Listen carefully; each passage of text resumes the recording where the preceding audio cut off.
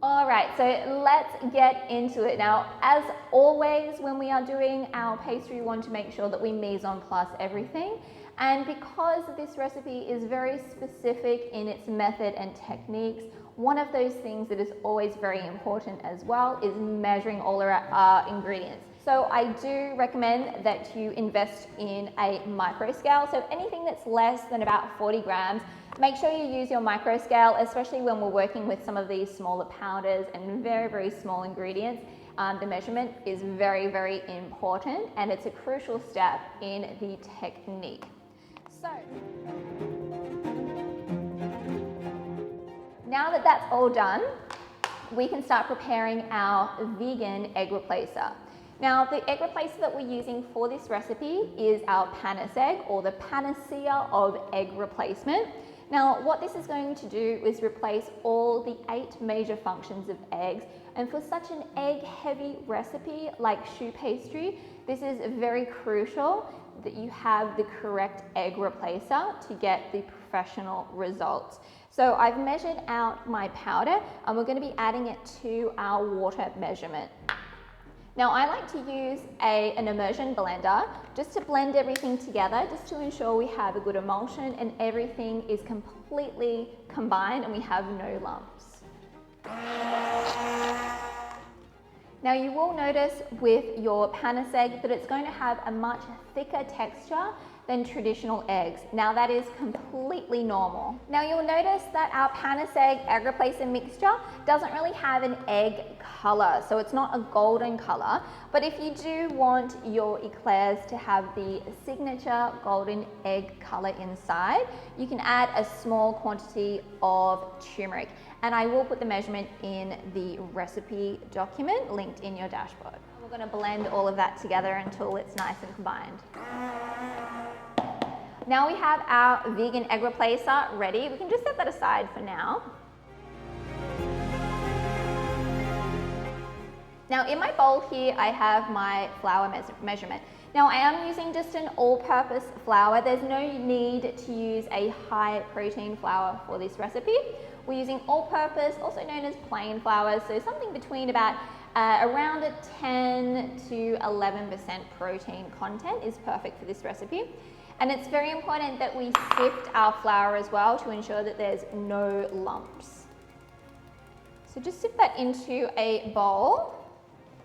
Now the last thing that we want to start setting up is our liquid component. Now this is going to be heated up on the stove before we add our flour. So into a saucepan, we're going to put in our measurement of water. And to that we also have some salt, a small amount of sugar. We have some vegetable oil, and I'm just using a neutral flavored oil for this. Now I know a lot of traditional recipes for making choux pastry for eclairs will use things like butter.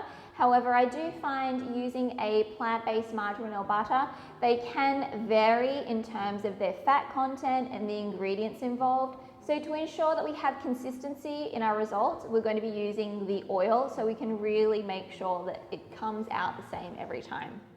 Now we're going to add our inverted sugar syrup. Now I make my own. All it is water, citric acid, and sugar. And I will ensure to link a recipe in your dashboard of how to make your own inverted sugar syrup. What it's actually going to be doing is softening the sugar in the recipe, so it creates the soft texture to our choux pastry for our eclairs, and it also improves the texture if we are also freezing the product as well. So now we can start cooking our panade. So I'm just going to heat up our liquid component here, and we want to do this over a medium heat. And we want to continuously stir until we start dissolving that sugar and the syrup, and slowly bring this to a boil.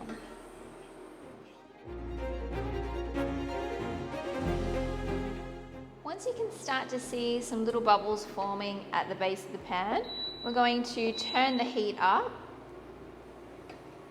and continuously stir. We want to bring this to a nice hard boil, a nice rolling boil.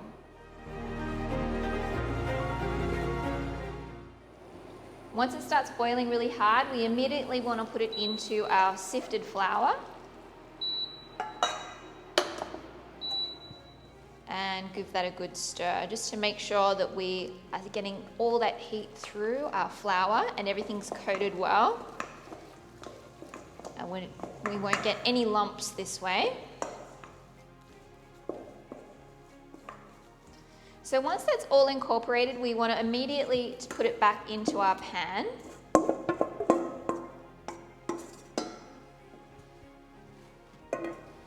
I'm going to switch the heat back on.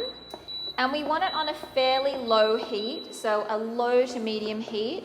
We don't want our panade to stick to the base of the pan. If it does start sticking, just turn the heat down. And we're immediately going to set a timer for 2 minutes. And we're going to stir continuously. We want to make sure that we're getting some nice even heat throughout our panade. And we're cooking through all those starches very well. So if you do start seeing it sticking to the bottom, just turn that heat down. We don't want our panade to stick to the bottom because then we do run the risk of creating a lumpy dough. Okay, so our time is up. I'm going to switch that heat off. And we're now going to check the temperature of our panade. Now what we are looking for is we want the temperature of our panade to be between 78 and 82 degrees Celsius. All right, so you can already see it's at 81 degrees, so we're going to take that off the heat. It's ready to go. Now we need to cool down our panade. So you can just put this into a bowl if you're doing it by hand and just put a little bit of cling wrap on the top. However, I'm going to do mine in my stand mixer. So I've just popped it straight into the stand mixer.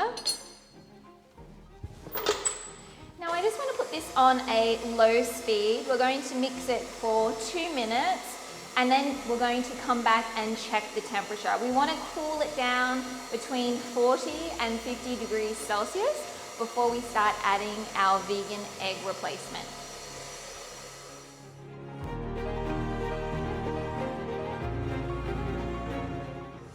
So while that's mixing, I'm just going to blend up my vegan egg again.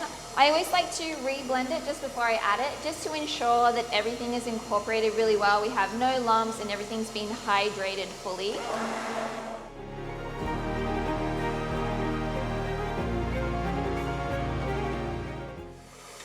Okay, so our 2 minutes is up. Let's go ahead and check our panade to see what temperature it's at the moment.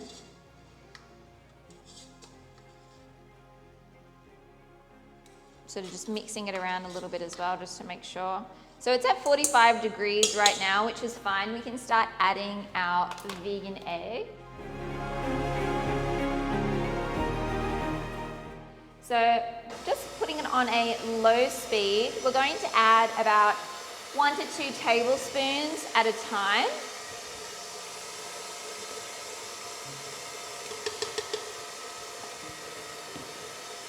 And mixing for about 30 seconds between each addition. And you really want to take your time with this. Just go slowly, make sure you're leaving some time in between each addition. And every so often you just want to scrape down the sides just to ensure all of that vegan egg is being incorporated well. Now don't worry when the texture starts changing, if it starts getting a little bit clumpy like this. As you continually add your egg replacer, it will start to get smooth. So we can see that the dough has just started coming together now. So we want to keep an eye on it at this stage. We may not need to add all of our vegan egg replacer. We're looking for a specific texture where we can create the V on our paddle. So I can see at the moment it's still very thick, and as I lift it up, it's still just very, very stiff.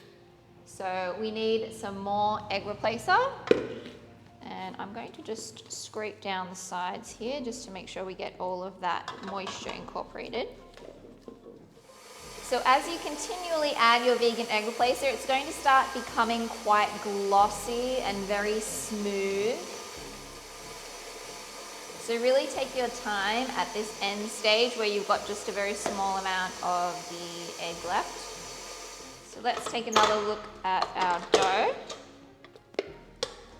So it's still quite thick, but we are starting to get some glossiness to it. I think it'll be safe to add our remaining vegan egg. So I'm just going to put all of the rest in now. There was probably maybe a tablespoon and a half left.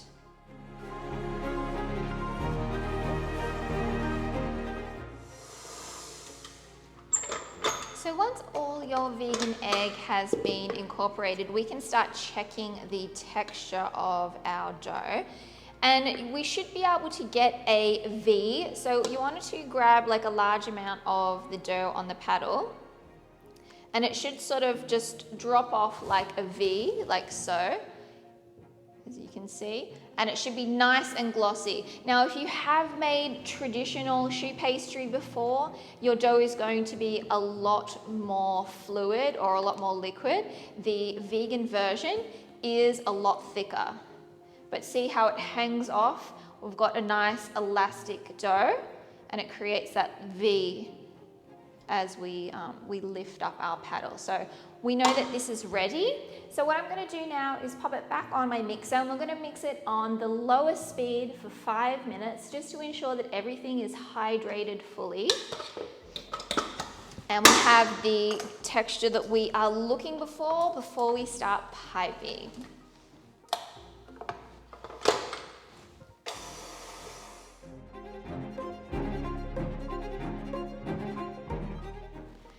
So my vegan pate choux dough has been mixing for 5 minutes, and it's now really nice and shiny. And again, I just wanted to show you the texture that we are looking for. So it should be able to create like a V on the end of our paddle. So as you can see, and it feels like quite elastic or stretchy. So that is perfect. It's quite thick. It's going to be a little bit thicker than your traditional choux pastry, but that's totally normal, okay? So we're going to get this all off our paddle attachment now. And I'm just scraping around just to make sure that everything's well incorporated and we don't have any air bubbles. I'm just sort of making sure that it's deflated. But it's beautiful and shiny, so that's perfect. Now I'm just going to pop this into a piping bag. So depending on the style of choux pastry that you're going to be making, whether you're doing eclairs or choux buns, is going to be dependent on the type of tip that you're going to be using. So you want to use the correct tip for the style of pastry that you're creating.